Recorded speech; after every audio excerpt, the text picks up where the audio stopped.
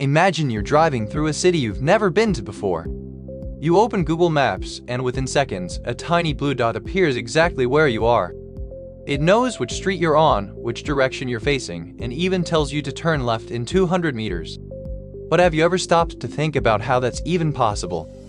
Most people imagine there's a satellite somewhere in space watching them from above, almost like a giant camera. But that's not how GPS works at all. In fact, the satellites don't know where you are. They don't know your name. They don't know your phone exists. So how can a device in your pocket figure out your exact location almost anywhere on Earth?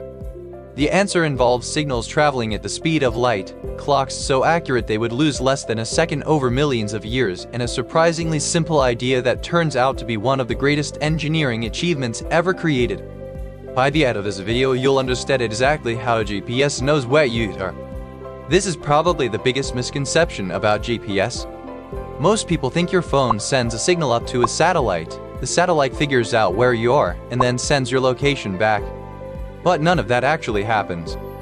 GPS satellites aren't waiting for requests, and they certainly aren't tracking billions of devices around the world.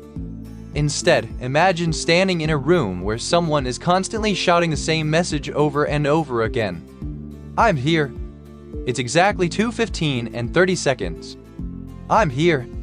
It's exactly 2:15 and 31 seconds. They don't care who's listening. They simply keep repeating the information. That's exactly what GPS satellites do. Every satellite in the GPS network is constantly broadcasting its own position in space along with an incredibly precise timestamp. Your phone quietly listens to these broadcasts from multiple satellites at the same time. It never tells the satellites where it is. It never asks them for directions. It simply receives the information they are already sending. Think of it like listening to several radio stations at once. The stations don't know you're tuned in. They're just broadcasting. Your phone's job is to collect those signals and figure out what they mean. But listening alone isn't enough.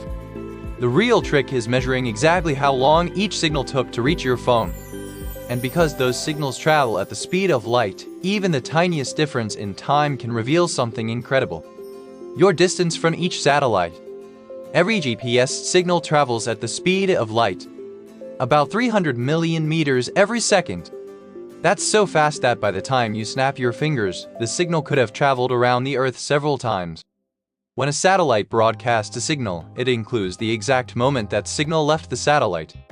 The instant your phone receives it, it compares that timestamp with its own time.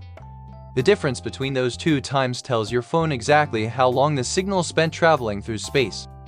And since we know one simple equation, distance equals speed multiplied by time, your phone can calculate how far away that satellite is. It never measures the distance directly. It calculates it using time. This is why GPS depends so heavily on precise timing. At the speed of light, even a tiny error can become a huge problem. If your phone is off by just 1,000th of a second, your calculated position could be off by hundreds of kilometers. Even an error of a single microsecond, just 1/millionth of a second, can shift your location by about 300 meters. So while measuring time sounds simple, GPS is actually measuring incredibly small fractions of a second with astonishing precision. But knowing your distance from one satellite still isn't enough to tell you where you are. To understand why, imagine drawing a giant sphere around that satellite. The radius of that sphere is equal to the distance your phone just calculated. Your location could be anywhere on the surface of that invisible sphere. So how do you narrow it down to one exact point? Imagine you're told that you're exactly 20,000 kilometers away from a GPS satellite. At first, that sounds useful. But in reality, it doesn't tell you where you are. If you're exactly that distance away, you could be anywhere on the surface of an enormous invisible sphere surrounding the satellite. One satellite gives you a sphere of possible locations. Now imagine a second satellite also tells you how far away you are. That creates a second sphere. Where those two spheres overlap, you're no longer anywhere on the first sphere. You're somewhere along the circle where the two spheres intersect. That's already a huge improvement. But it's still not enough. Now add a third satellite. A third sphere intersects that circle, narrowing the possibilities down to just 2 points. One of those points is usually somewhere far out in space, making it impossible. The other point is your location on Earth. This process is called trilateration, and it is the mathematical idea that allows GPS to turn distances into a precise location. So, in theory, 3 satellites are enough to determine where you are. But in the real world, GPS almost always uses at least 4. Why? Because your phone's internal clock isn't nearly as accurate as the atomic clocks on board the satellites. That tiny timing error would throw off every distance calculation. By listening to a 4th satellite, your phone can solve for one more unknown: the clock error itself. The 4th satellite doesn't just help find your position. It helps your phone correct its own time. Every second, your phone receives signals from multiple satellites, calculates its distance from each one, corrects its clock, and solves a complex geometry problem in a fraction of a second. Also, that little blue dot appears exactly where you're standing. But there is one problem. Everything GPS does depends on one thing: time. Remember, your phone isn't measuring distance directly. It is measuring how long a signal took to travel from a satellite to your device. And when those signals are moving at the speed of light, even the smallest mistake in time can create a massive mistake in location.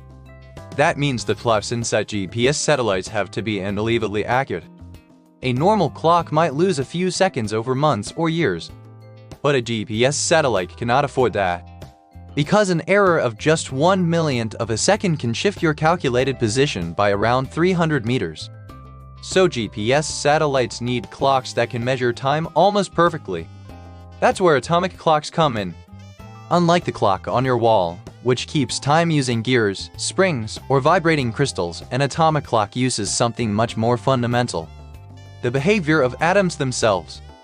Inside an atomic clock is a small amount of an element called cesium. Cesium atoms have an incredibly predictable property. When energy is applied, their electrons move between specific energy states, creating a precise electromagnetic signal. And that signal happens at an exact frequency: 9,192,631,770 times every second. That number is so consistent that scientists use it to define what 1 second actually is. An atomic clock doesn't measure time by counting mechanical movements. It measures time by counting the natural rhythm of the universe. This incredible precision allows GPS satellites to broadcast timestamps that your phone can trust. But there is an even bigger problem. Those clocks are not sitting still on Earth. They are moving through space at thousands of kilometers per hour, hundreds of kilometers above the planet. And according to Einstein's theory of relativity, that changes how time passes. The first effect comes from speed. GPS satellites are traveling extremely fast around Earth. According to Einstein's special theory of relativity, moving clocks run slightly slower than clocks that are not moving. The difference is incredibly small, only a few microseconds per day. But GPS depends on measuring distances using the speed of light. Tiny differences matter. The second effect comes from gravity. The satellites are much farther away from Earth's gravitational pull than we are on the surface. According to Einstein's general theory of relativity, weaker gravity causes time to move slightly faster. So the clocks in orbit actually tick faster than clocks on Earth. These two effects fight against each other. The speed of the satellites slows time down. The weaker gravity speeds time up. But the gravity effect is stronger. The result? A GPS satellite's clock gains about 38 microseconds every day compared to a clock on Earth. That sounds completely insignificant. But at the speed of light, those tiny 38 microseconds would create a positioning error of roughly 10 kilometers every day. Without correcting for relativity, GPS would quickly become useless. Your phone's location would slowly drift farther and farther away from reality. So before a GPS satellite ever sends its first signal, engineers have already accounted for Einstein's equations.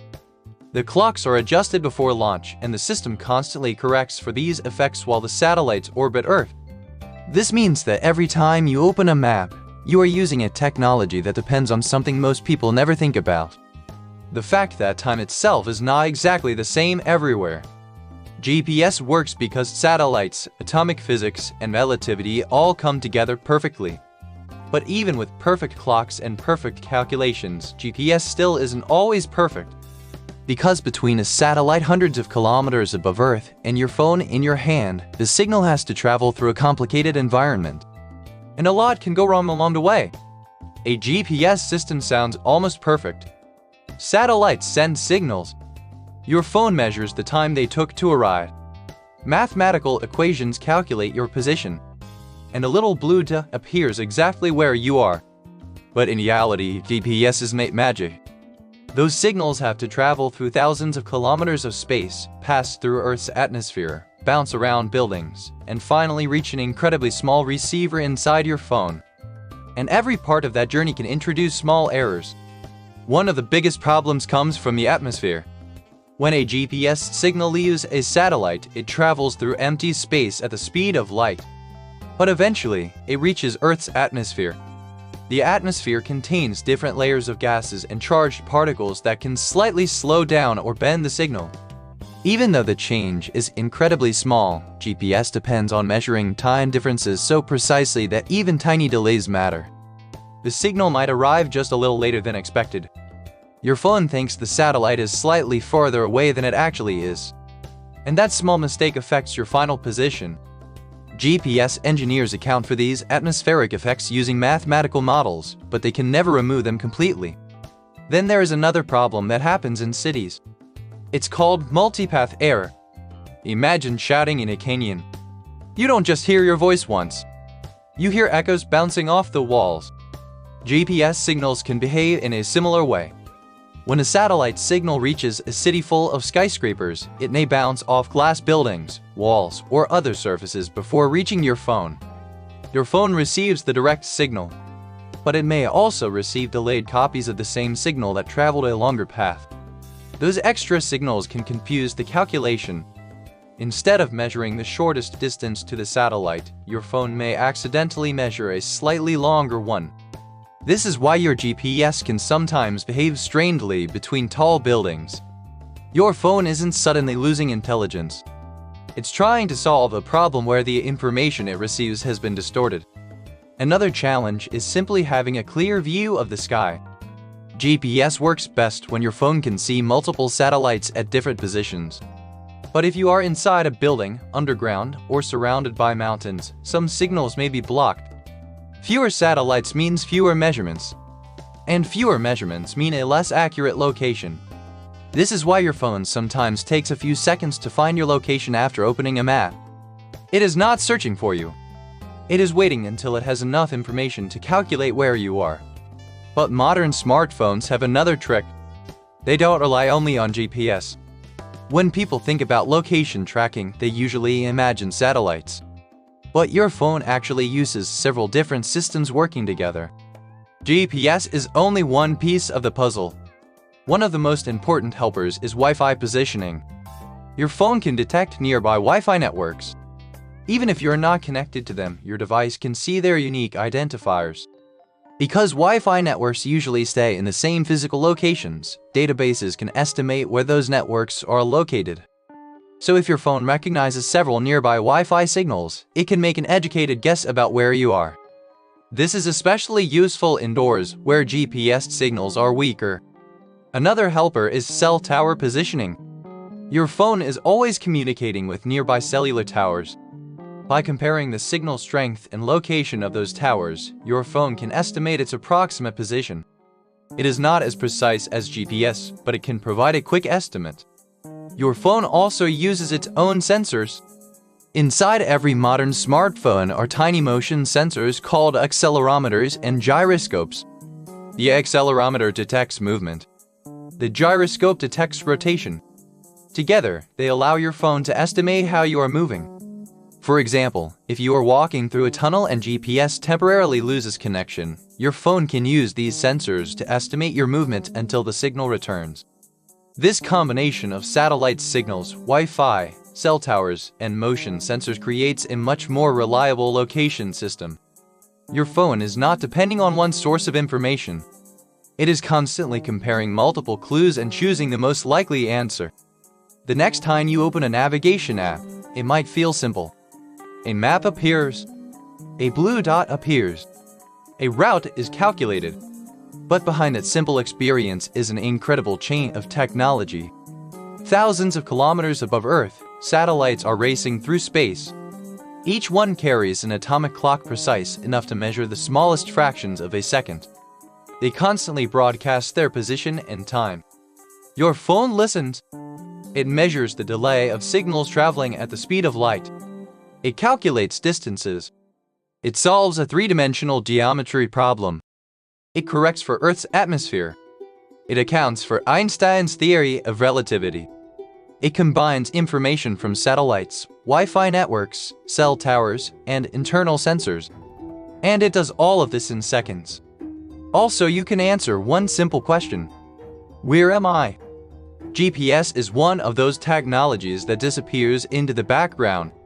We rarely think about the satellites above us, the physics behind them, or the mathematics happening inside our phones. We just expect a blue dot to appear.